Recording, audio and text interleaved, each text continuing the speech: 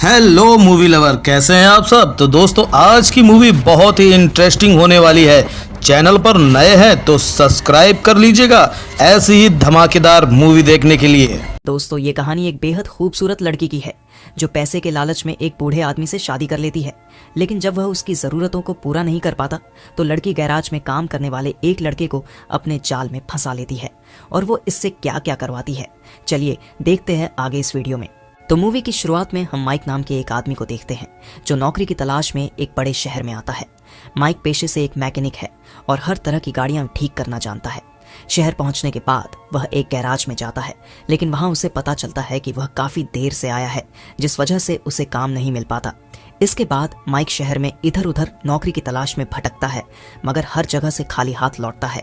नए शहर में न तो उसके पास रहने की कोई जगह थी और न ही कोई जान पहचान वाला, जिससे वह काफी परेशान हो जाता है।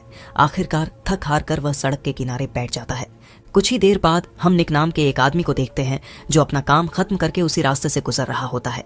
तभी अचानक एक चोर उस पर हमला कर देता है और दोनों के बीच झगड़ा शुरू हो जाता है। माइक वहीं पास में बैठा आराम कर रहा था। जब वह यह सब देखता है तो तुरंत दौड़ कर आता है और चोर से भिड़ जाता है और उसे भगा देता है। कुछ ही देर बाद पुलिस मौके पर पहुंच जाती है और निक उन्हें पूरी घटना की जानकारी देता है। तभी निक की पत्नी जेनी भी वहां आ जाती है। निक बूढ़ा था जबकि उसकी पत्नी जेनी बेहद जवान और खूबसूरत थी। निक यहाँ जेनी को माइक से मिलवाता है और उसे बताता है कि किस तरह माइक ने उसकी जान बचाई। दोनों माइक का शुक्रिया अदा करते हैं। माइक वहां से जाने ही वाला होता है कि निक उसे रात के खाने के लिए अपने घर इनवाइट कर लेता है।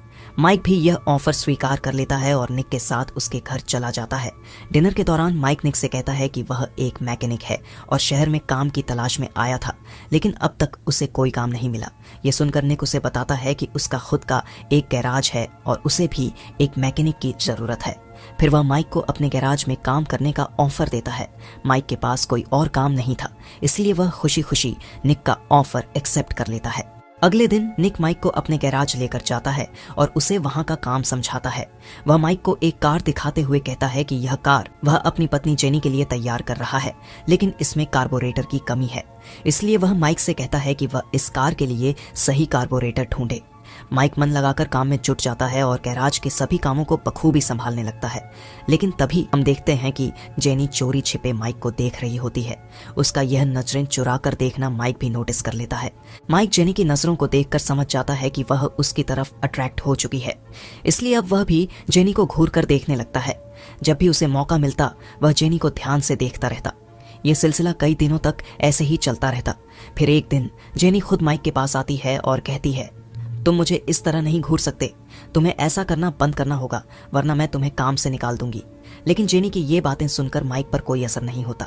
यहीं पर माइक मुस्कुराते हुए जेनी से पूछता है, तुमने इस बूढ़े आदमी से शादी क्यों की, जबकि तुम इतनी खूबसूरत हो और तुम्हें कोई भी जवान और हैंडसम आदमी मिल सकता था। इस पर जेनी माइक से कहती है, हम दोनों एक दूसरे से बहुत प्यार करते हैं, इसलिए हमने शादी की है। फिर वह माइक से कहती है, अगर तुमने मुझे गंदी नजरों से देखा तो ये तुम्हारे लिए अच्छा नहीं होगा। इतना कहकर वह वहां से चली जाती है। लेकिन इसके बाद भी माइक उसे घूरना बंद नहीं करता। धीरे धीरे जेनी भी उसकी तरफ अट्रैक्ट होने लगती है और माइक का यूं देखना अब उसे बुरा नहीं लगता, बल्कि वह इसे एंजॉय करने लगती है। एक दिन जब निक और माइक साथ में बैठकर ड्रिंक कर रहे होते हैं, तभी माइक आइस लेने के लिए किचन में जाता है। वहां पहले से ही जेनी मौजूद होती है। माइक उसे देखते ही धीरे धीरे उसके करीब आने की कोशिश करता है और इस बार जेनी भी उसे नहीं रोकती। अगले दिन हम निक को गैराज में आते हुए देखते हैं। माइक उसे बताता है कि उसने उस कार के लिए कार्बोरेटर ढूंढ लिया है। यह सुनकर निक बहुत खुश हो जाता है और तुरंत उसे लेने के लिए वहां से निकल जाता है। निक के जाते ही जेनी माइक के पास आती है और दोनों करीब आ जाते हैं और दोनों वही कर देते हैं। यहीं से उनके बीच अफेयर की शुरुआत होती है। कुछ समय बाद निक घर लौटता है और कार्बोरेटर को लगाकर कार को पूरी तरह ठीक कर देता है। इसके बाद वह कार लेकर ड्राइविंग के लिए निकल जाता है। इसी दौरान जेनी माइक से कहती है कि जो कुछ भी उनके बीच हुआ वह सिर्फ एक गलती थी। वह यह गलती दोबारा नहीं दोहराएगी, क्योंकि वह अपने पति को धोखा नहीं देना चाहती। अब रात में हम निक और माइक को एक साथ देखते हैं। निक ज्यादा ड्रिंक कर लेता है और पीते पीते वहीं सो जाता है। इसी मौके का फायदा उठाकर माइक चुपके से जेनी के कमरे में जाता है और दोनों फिर से एक दूसरे के करीब आ जाते हैं और फिर वही कर देते हैं। इसी दौरान जेनी माइक से कहती है कि अगर उसके पास बहुत सारे पैसे होते तो वह अपनी पूरी जिंदगी उसके साथ बिता सकती थी। अगले दिन निक माइक को अपने साथ एक ग्राउंड में ले जाता है। वहां वह माइक को बताता है कि यह जमीन उसकी है और बहुत जल्द इसकी कीमत काफी बढ़ने वाली है क्योंकि यहाँ के किनारे जल्द ही एक हाईवे बनने वाला है। निक माइक को अपना पूरा प्लान समझाता है कि वह यहाँ पर एक मोटर रेसिंग स्टेडियम खोलने वाला है। अगर उसका प्लान सफल होता है तो वह बहुत सारे पैसे कमा सकता है। अगले दिन माइक जेनी को इसी जगह पर लेकर आता है और वहीं खड़ा होकर निक का पूरा प्लान उसे बताता है। ये सब सुनने के बाद जेनी माइक से कहती है कि अगर वे दोनों साथ रहना चाहते हैं तो उन्हें निक को रास्ते से हटाना होगा। माइक को जेनी की बातों पर यकीन नहीं होता क्योंकि वह सीधे तौर पर निक को मारने की बात कर रही थी, इसलिए वह उसे ऐसा करने से साफ मना कर देता है। अगले दिन निक जेनी को अपने मोटर रेसिंग स्टेडियम का मैप दिखाता है। जेनी को यह सब जानकर बहुत खुशी होती है और वह खुशी में निक के गले लग जाती है। माइक जब उन्हें गले मिलते हुए देखता है तो उसे बहुत गुस्सा आता है क्योंकि अब वह जेनी से सच्चा प्यार करने लगा था। जैसे ही रात होती है माइक जेनी के पास जाता है, लेकिन जेनी उसे साफ कहती है कि उन्हें यह सब बंद करना होगा। वह यह भी कहती है कि वह माइक के साथ ऐसा तब तक नहीं कर सकती जब तक उसका पति जिंदा है। यह सुनकर माइक समझ जाता है कि अगर उसे जेनी के साथ रहना है तो निक को रास्ते से हटाना होगा। अगले दिन माइक जेनी को गैराज में लेकर आता है। यहाँ दोनों मिलकर प्लान बनाते हैं कि वे निक को कैसे मारेंगे। निक को मारने की बात सुनकर जेनी घबरा जाती है, लेकिन माइक उसे संभालते हुए समझाता है कि वे उसकी मौत को एक एक्सीडेंट की तरह दिखाएंगे। माइक के समझाने पर जेनी भी मान जाती है क्योंकि वह भी माइक के साथ रहना चाहती थी। पूरी रात माइक अपने प्लान के बारे में सोचता रहता है। निक को मारने का ख्याल उसे बेचैन कर देता है क्योंकि उसके पास अब और कोई रास्ता नहीं बचा था। अगले ही दिन दोनों अपने प्लान को अंजाम देते हैं। वे निक को गैराज में ले आते हैं जहां वह गाड़ी के नीचे लेटकर काम कर रहा होता है। तभी जेनी वहां आती है और एक लीवर खींच देती है जिससे पूरी गाड़ी निक के ऊपर गिर जाती है और वहीं उसकी मौत हो जाती है। इसके बाद माइक जेनी से कहता है कि वह सुपरमार्केट चली जाए ताकि किसी को शक न हो। वह उसे भरोसा दिलाता है कि वह यहाँ सब कुछ संभाल लेगा। निक के शरीर के नीचे दबने से जेनी के सैंडल में भी खून लग जाता है, इसलिए सुपरमार्केट जाते समय वह अपने खून से सने हील्स रास्ते में ही फेंक देती है।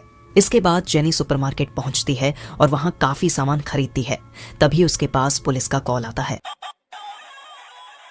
कॉल मिलते ही वह जल्दी से अपने घर लौटती है और वहां पहुंचकर एक डिटेक्टिव से मिलती है। डिटेक्टिव उसे बताता है कि एक एक्सीडेंट में उसके पति की मौत हो चुकी है। यह सुनकर जेनी जोर जोर से रोने का नाटक करती है ताकि पुलिस को उस पर कोई शक न हो। उधर डिटेक्टिव अपने पार्टनर से बात कर रहा होता है। उसे माइक और जेनी पर थोड़ा थोड़ा शक हो रहा था। उसे लगता था कि दोनों ने मिलकर निक को मारा है, लेकिन पुलिस के पास इसका कोई मजबूत सबूत नहीं था, इसलिए वे उनके खिलाफ कोई कार्रवाई नहीं कर सकते थे। इधर माइक और जेनी मिलकर उस हील को ढूंढ लेते हैं जिसे जेनी ने सुपरमार्केट जाते समय फेंक दिया था। चूंकि उस सैंडल पर खून लगा हुआ था, वे उसे घर लाकर तुरंत जला देते हैं।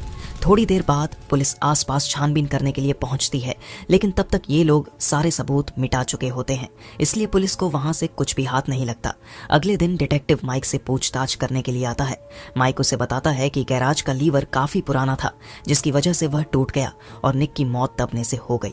लेकिन पुलिस को माइक की इस कहानी पर पूरा यकीन नहीं होता, इसलिए वे चुपचाप उस पर नजर रखना शुरू कर देते हैं। धीरे धीरे काफी दिन बीत जाते हैं। एक दिन जेनी माइक को एक खुशखबरी देती है कि वह मां बनने वाली है। यह सुनकर माइक बहुत खुश हो जाता है, लेकिन उसी रात माइक को नींद नहीं आती। वह काफी देर तक जागकर सोचता रहता है। अगले दिन बिना जेनी को बताए वह सीधे पुलिस स्टेशन चला जाता है और वहां जाकर एक्सेप्ट कर लेता है कि निक की मौत का जिम्मेदार वही है और इसमें जेनी की कोई गलती नहीं है। उधर जब जेनी की आंख खुलती है तो उसे एक लेटर मिलता है। इस लेटर में माइक ने लिखा होता है कि जब वह पैदा हुआ था तब उसके माँ बाप जेल में थे और वह नहीं चाहता कि उसका बच्चा भी ऐसे हालत में जन्म ले, इसलिए उसने खुद को पुलिस के हवाले कर दिया। इसके बाद मूवी में काफी समय बाद का सीन दिखाया जाता है। निक का ड्रीम मोटर रेसिंग स्टेडियम बनकर पूरी तरह तैयार हो चुका था और अब पूरे बिजनेस को जेनी अकेले संभाल रही थी। उसका बिजनेस काफी सफल हो चुका था, जिससे उसे बहुत पैसे मिल रहे थे। वहीं दूसरी तरफ माइक अभी भी जेल में था। जेनी उसे अक्सर उनके बच्चे की तस्वीरें भेजती रहती थी। जब भी माइक ये तस्वीरें देखता तो मन ही मन में खुश हो जाता था। अगले सीन में जेनी अपने ऑफिस में बैठकर काम कर रही होती है। वह अपने असिस्टेंट से बच्चे की तस्वीरें ले रही होती है। यहीं पर खुलासा होता है कि जेनी कभी प्रेग्नेंट थी ही नहीं और उसका कोई बच्चा भी नहीं था। जो फोटोज वह माइक को भेज रही थी वे असल में उसके असिस्टेंट के बच्चे की थी। इसके बाद हम जेनी के पास एक लड़के को आते हुए देखते हैं। ये वही लड़का था जिसने मूवी की शुरुआत में निक पर हमला किया था। यहीं पर यह भी सामने आता है कि जेनी और इस लड़के का अफेयर चल रहा है और ये सब इनका ही प्लान था। इन दोनों ने ही उस बूढ़े आदमी को माइक से मरवाया था। इसी के साथ ये मूवी खत्म हो जाती है। दोस्तों, अगर आपको हमारी ये एक्सप्लेनेशन वीडियो पसंद आई हो तो अभी इस वीडियो को लाइक करके चैनल को भी सब्सक्राइब करना। हाँ तो दोस्तों, आज की ये वीडियो आपको कैसी लगी? अच्छी लगी हो तो एक लाइक कर देना, चैनल को सब्सक्राइब कर लेना और अपने दोस्तों के साथ शेयर जरूर करना। मिलते हैं नेक्स्ट वीडियो में।